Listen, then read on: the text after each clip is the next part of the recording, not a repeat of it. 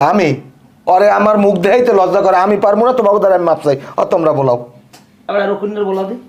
রকন ভাই, রকন ভাই, ও রকন ভাই, জোলাই ধরছে দেখ যাই পারে। ওরে দেখলেও আমার ডর হরে এখন। থামেন থামেন, কি হইছে কে? কি যেন বল। জালমুটির মুড়ি বানাইছ নি তোরা? আইজন তো হেরুমি। ওটা কি হইছে? কেডা কমবে কই? দেন রকন ভাই, আমরা একটা কথা কমু, কথাটা সাফ সাফ উত্তর দেবেন।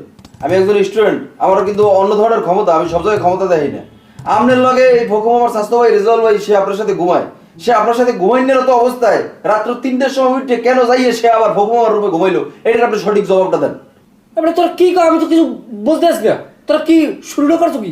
এমনি তুমি কোনো কথা কবে না, তুমি একটা চুপ থাকবা। তোমার আমি ভালো মনে করছিলাম, তোমার ভিতরে যে এরকম গুটুর মুটুর আগে আমি বুঝি নাই, তোমার দেখলে আমার এমনি ডর করে। ফকুমা চুপ থাকেন, তোরা চুপ থাক। আচ্ছা রেজাউল ভাই, আপনি রাত 3টার সময় কি লেগে ওই রুম দিয়ে আই এই রুমে ঘুমাইবেন? কি হয়েছে ঘটনাটা খুললে কোন দি? আপনাদের কথাবার্তা কন, আমি তো বিষয়টা কিছু বলতে পারলাম না। রোকন বাড়িতে আমি ঘুমাইছি রাত্রে, তো রোকন ভাই ঘুমানোর পর একটু হাত পাইরম লড়ে সরে আইয়া আমার গায়ের উপরে পড়ছে তার হাত। আমি চিন্তা করছি কি যে যেহেতু হে একটু এইরকম ঘুমানোর অভ্যাস, আর আমারও গায়ের উপরে যদি হাত পারে আমার ঘুমায় না, মই শাসে কি করছি হেরে থেকে উঠে যাই নিরিবিলি যাইয়া আমি না বাইরে জায়গায় ঘুমাইছি।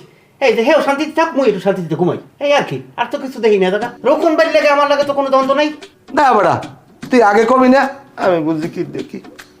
শালা পোশালা বজ্জাত আহম্মক বেয়াদব, তোর থাবলাই দা ঢালাই দেব শালা পোশালা। তুই মানুষ ঠিক পাই চাই পাগল নেই।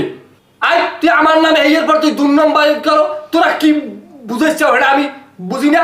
তোমার আমি বড় মামুন না, আমি সম্মান করছিলাম, সব সব তুই তো খারাপ। ওরার লাগে আমার লাগে একটা বাইতে টাইতে বাজাই দেওয়া দরছো। আর তোরা কিসের সালিশি? তুই কিসের স্টুডেন্ট? আই তুই উল্টা পাল্টা একটা জিনিসের সালিশি লই পাইছো। আই তোরা অভিশপ্ত কম শালার পোশালারা, তোরা একটাই আমার সামনে আবি না। আমার এমন